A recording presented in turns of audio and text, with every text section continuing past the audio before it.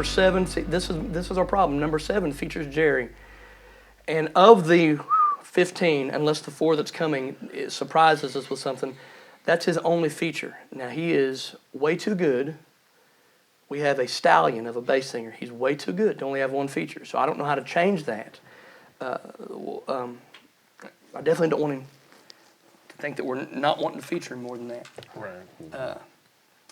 In my opinion, anytime you feature a bass more than twice, it loses some of its novelty. Mm-hmm. You know, it's an oddity that he can sing like that. But I think once is not enough. So 2 is it's kind of in the pocket. Okay. What do you think? Mm-hmm. Sounds good. Hey, man. It's all about the song. You have to have good songs. You can put the best singers in the world on a mediocre song, and it's still a mediocre song. So this is maybe the most overlooked and one of the most important things that we do. And I tell them that I value their opinion because I want them to be invested. I want them to be passionate about it. So yeah, we're looking at all these songs, and Rick's gonna say every time we look at songs that he values our opinion. He really wants to know what we want. Ultimately, we're gonna sing what Rick wants to sing. Speak now, forever hold I your think peace. it's now 13. Was that like an invitational kind of song to get for that one? That's a good finisher, yeah. But it doesn't have to end big for it to be like Right. that. That song is lyrically strong enough that it. In fact, you know, one of the things that y'all might think is a weakness. Our ballads don't have to have big orchestrate. All of these songs are lyrically very strong and clever. Yeah. So, oh gosh, I don't know. I don't know if I can cut them. Would it be stupid if we had 19 songs? that's a lot. This is the problem you want. You know, we know groups that are begging to have songs and are having to remix, cover tunes or whatever. So this is a great problem for us to have, but it is a problem. So. 5 is one we listened to more recently. I think that to me is a little bit not only better in terms of the groove. I think it's a little easier to market. I think it's gonna be catchier. To it more recently, or is it? It could be. Goldfish. I forgot what else. Ooh! Shiny. No, I just think it's gonna be more catchy. I think it's gonna get stuck in people's heads better. I think lyrically they're both good songs, but I think 5 is stronger for me. It is definitely not. Number 5 is definitely outside of the vein of Southern gospel. So.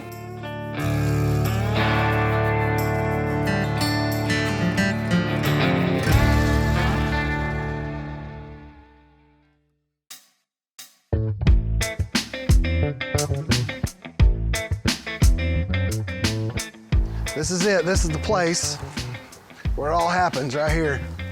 Hartville Storage and Laundry. You can not wash your clothes because we're not open, but you can store your dirty clothes here. That would be great. See, I have 2 5x15s. These are back to back, so there's another one opposite of this. And so these are the biggest ones. And this one's actually mine. I got a bunch of my stuff in there. But when you own it, that's what you can do.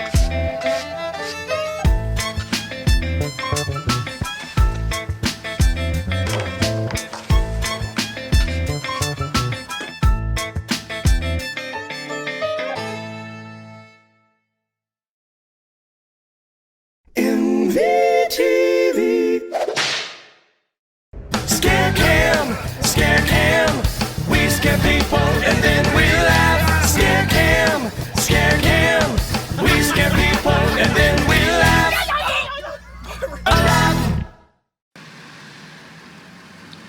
Sleep in the car.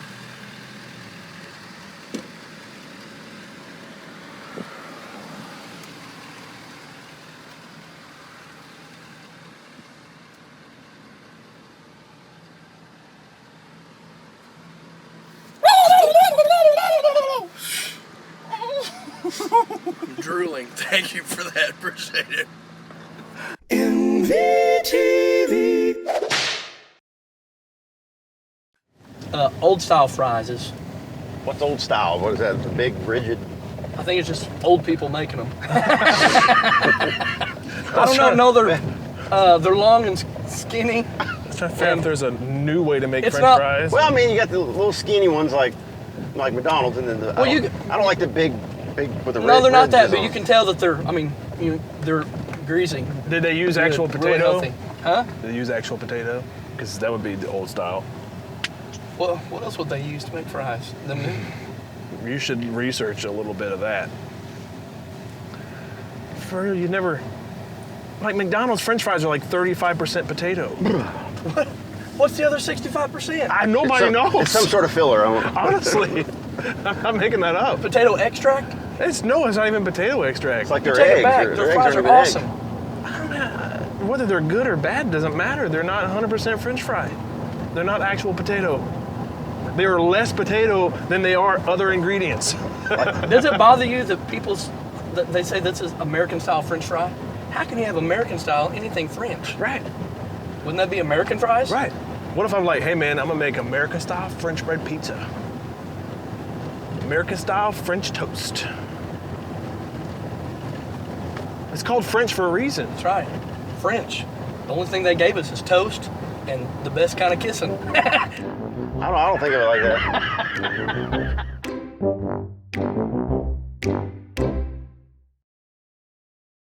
I used to live in that neighborhood right there. I mean, You'll like it in here. It's a really cool. don't tell me what I know.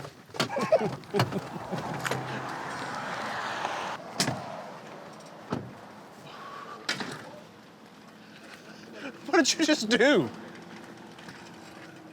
You have to know something about Ricky.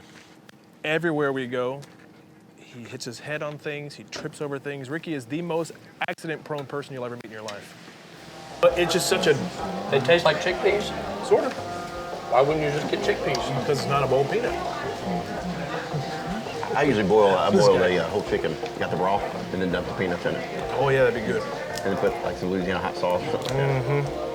Now, do you have to shave the peanuts yourself?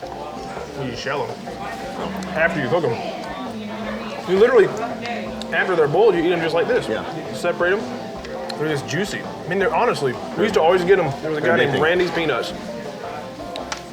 A weird last name, Peanuts, but Randy's Peanuts. He, Kind of like boudin. You ever had boudin? I have. I wasn't a big fan of boudin. I didn't love it. Didn't Some hate gas it. stations got them, Yeah. down south. Yeah, that's the thing. When you go down south, you'll see they'll start selling boiled peanuts. Peanuts and boudin. I learned the hard way that you probably shouldn't take a big opinion on food if you only get them from a gas station. Most boiled peanuts, there'll be somebody. They usually go. I had sushi from a gas station once. Don't do that. Big mistake.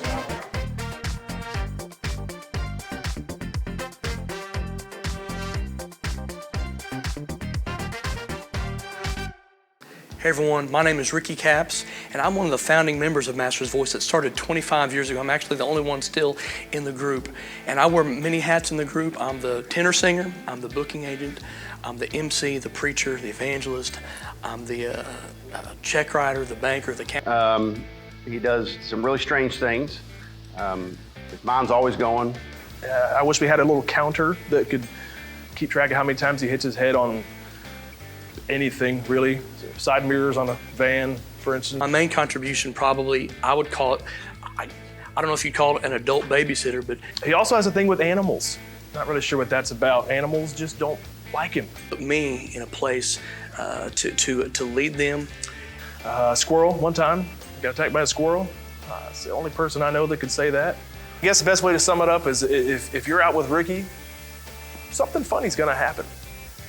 With people that were smarter than me, more talented than me, it makes me look good. It makes my job very easy. I'm so sorry. I thought you were talking. Oh my God. Hey, my name's Lathan. I'm the new baritone here at Master's Voice. Haven't been here long, and we've had COVID and everything going on. It's been really weird, but just recently moved here from Ellen.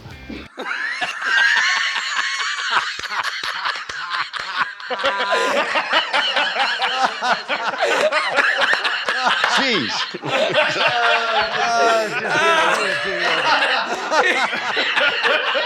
Golly. He ain't happy about that. That's a pretty good outtake right here. Oh, right. You gotta do outtakes. Ready? All right, I won't do it again. Roll audio and action. Hey, my name's Lathan. I'm the new baritone here at Master's Voice. Just recently moved here, and my role for this group, I think, has definitely been orchestrated by God.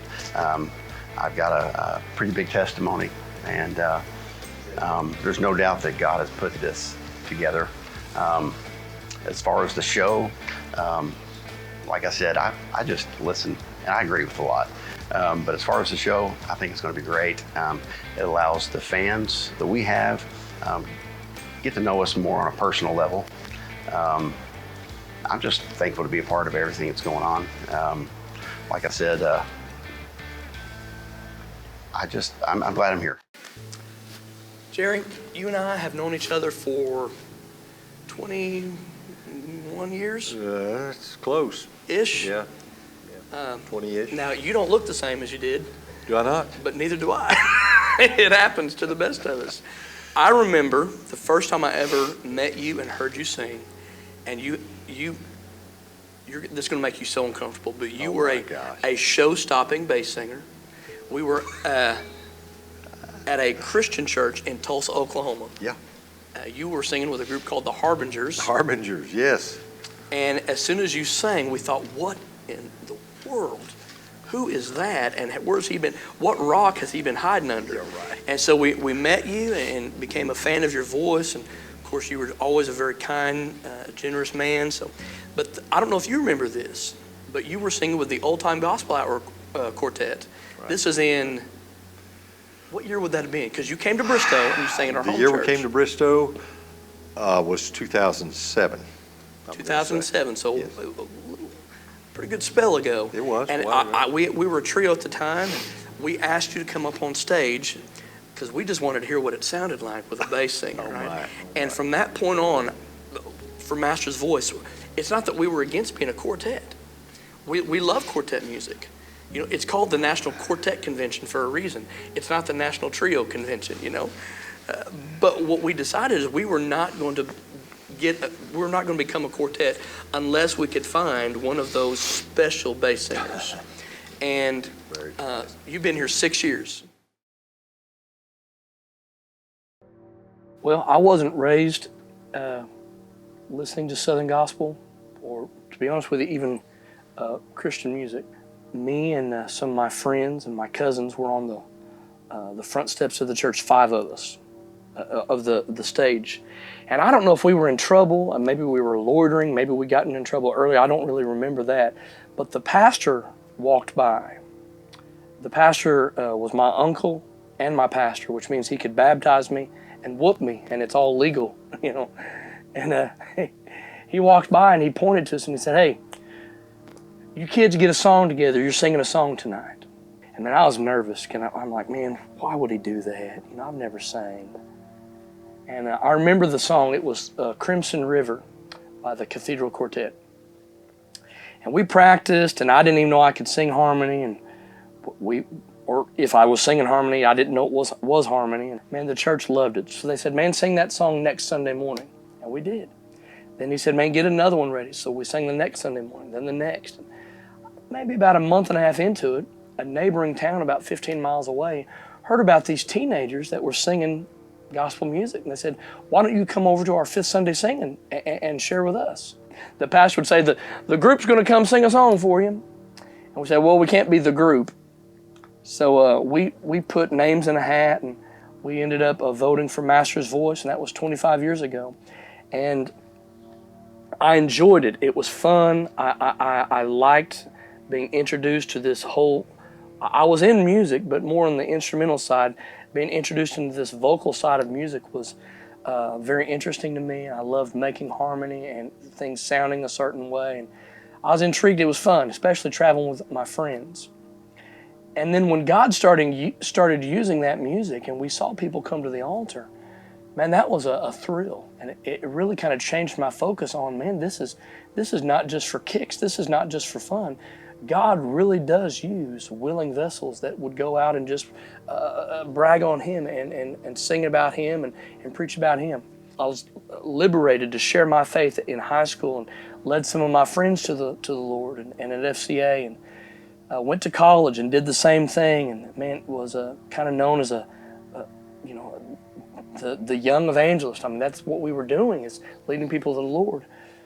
But I still had my eyes set on, man, I was going to be a millionaire before I was 30. I was going to get my education, get my doctorate, and go make as much money as possible. And I had a good job, and my job was a secular one, but for my young age, I was making good money. But I wasn't even allowed to say, God bless you, if someone sneezed. I mean, it wasn't what I wanted.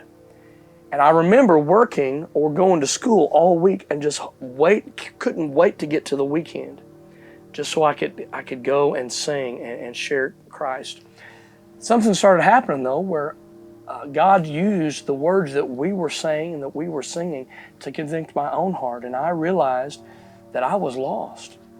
And I don't know if that confuses you, but say, Ricky, I thought you were in ministry. I was in ministry and loved it, in evangelism, and was semi-successful at a young age in evangelism. I just didn't know the Lord. And under such heavy conviction for years, man, I'd put that off and say, I can't, what's wrong with me? And, maybe I'm just going to have to deal with these kinds of doubts. Everything changed for me and ultimately changed for the group on June the 7th, 2000. That's when I got saved at a revival at my home church, where I was part of the evangelism team. I went from doubting my salvation to knowing that I was lost. Matthew 7:21 is the passage that God used to really shake me and bring me to my knees. And I realized that if I'd have died in that state, I would have went to hell, one of the most religious young people that's ever lived. I drove after the revival service. I didn't say anything. I didn't make it public. Just had too much pride, just gagging on my pride. I drove to my pastor's house, went inside, and he said, Rick, what's going on? And I was weeping. I was embarrassed. I thought he was going to be mad at me, and I said, Pops, I'm lost. He said, well, where are you trying to go? I said, no, sir, you don't understand. I'm not saved. And he didn't shame me. He didn't ridicule me. I mean, I just got off his stage as a minister, And then he said, well, what do you want to do about it? I said, man, I got to make it right. I asked the Lord to save me, repented of my sin, and I've never been the same. This is interesting. I normally don't go into this much detail, but when I got saved, I stood up from his recliner. I stood up, and he went to hug me, and I remember saying, no, I've got to do it again. I don't feel any different. And the best thing that he ever did for me, he grabbed me by my shirt, and he pulled me up really close like this, and he pointed at me and said, son, we don't walk by a feeling, we walk by faith. He said, salvation is a picture of trust. You have called upon the Lord. He said, did you mean? I said, yes, sir. He said, then you need to now trust that God is going to keep his end of the bargain. And all of a sudden, it just made sense that it's not about my feeling, not about my good deeds. It literally is that I've called upon the Lord, and he is going to save me, or he's a liar. And from that moment to right now, I've never doubted. And Master's Voice took on a whole new, mantle of ministry. Specifically for the last 20 years, we have been called to evangelize the church. We believe that churches are full of people that have religion up to their eyeballs, who have been baptized, who've put money in the plate, who are even in ministry like I was, but they're just lost. And anyways, that's why I'm here.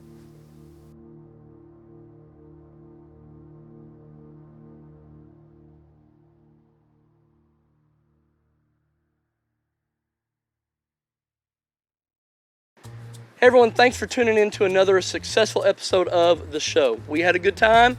Hope you did as well. Hope you learned something about us. Hope you'll tune in next week. Same bat time, same bat channel. If you have any questions about your eternity, about salvation, please email us, office@mastersvoice.com, or message us on Facebook, Masters Voice, or Instagram, Masters Voice OK.